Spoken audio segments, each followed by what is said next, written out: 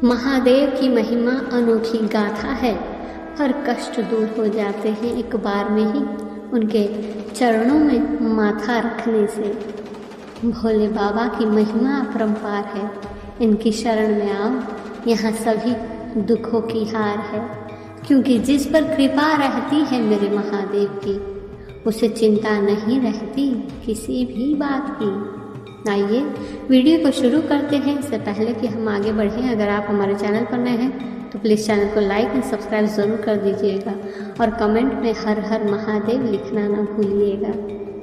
चिंता क्या है? महादेव कहते हैं चिंता भविष्य की भविष्यवाणी करने का एक प्रयास है, एक व्यर्थ अभ्यास जो केवल संकट की ओर ले जाता है।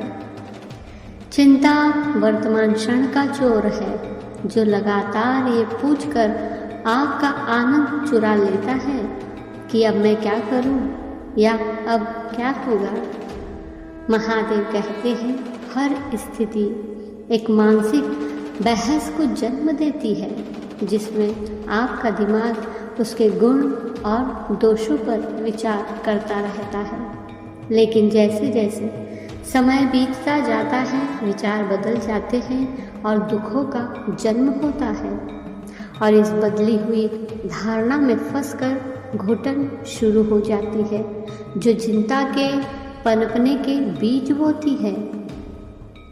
चिंता की छाया में समझ को फीकी कर देती है और बाधाएं वास्तव में जितनी बड़ी है उससे कहीं अधिक बड़ी हो जाती है। इसलिए अपने विचारों की रक्षा करें, लेकिन उन्हें खुद को कैद ना करने दें। इसके लिए आपको सतर्क रहना होगा, चिंतित नहीं, क्योंकि सतर्कता दरवाजे खोलती है जबकि चिंता उन्हें बंद कर देती है, जो जीवन की गुणवत्ता पर भी नकारात्मक प्रभाव डालती है और स्थिति को उससे बदतर कर देती है। तो फिर चिंता करके अंदर से क्यों जलते हो? यदि आप कोई वस्तु जला देते हैं तो आपको नए वस्तु मिल सकते हैं, लेकिन याद रहे अगर आप अपने आप को जलाते हो तब आप खुद को कहाँ से लाओगे। इसलिए जीवन में परेशानियाँ चाहे कितनी भी हो, चिंता मत करो, बल्कि शांत रहने का प्रयास करो, क्योंकि खामोश होने से काफ़ी कम हो जाती है चिंता, सब्र करने से खत्म हो जाती है और परमात्मा का शुक्र करने से खुशियों में बदल जाती है। महादेव कहते हैं चिंता कल से परेशानी उधार लेना और उसे आज में लाना है। चिंता अनियंत्रित को नियंत्रित करने का एक प्रयास है, एक निरर्थक प्रयास जो केवल थकावट की ओर ले जाता है। याद रहे यदि किसी भूल के कारण कल का दिन दुख में बीता हो तो उसे याद कर आज का दिन व्यर्थ में बर्बाद ना करें। महादेव कहते हैं चिंता का बोझ अक्सर उन जिम्मेदारियों को उठाने से आता है जिन्हें उठाना वास्तव में आपका काम नहीं है। याद रहे चिंता आपके विचारों को उन परेशानियों की ओर ले जा रही है जिन्होंने आपके दरवाजे पर दस्तक भी नहीं दी है। चिंता एक बिन बुलाए मेहमान की तरह है जो अक्सर उन लोगों के दिमाग में घर कर लेती है जो कि भविष्य को लेके चिंतित रहते हैं। महादेव कहते हैं चिंता करना मन का एक स्वाभाविक कार्य है, लेकिन जब यह अपनी सीमाओं का उल्लंघन करती है तो यह चिंता में बदल जाती है, आपके निर्णयों को धूमिल कर देती है और आपके अस्तित्व पर हावी हो जाती है।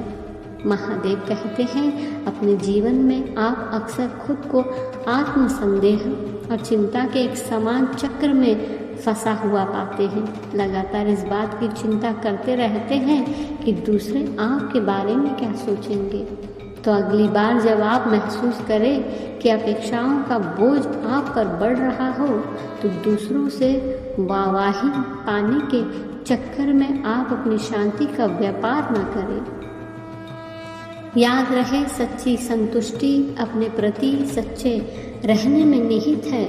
भले ही आपके आसपास घूम रही राय कुछ भी हो, इसलिए आपको हर किसी को खुश करने की आवश्यकता को छोड़ना होगा।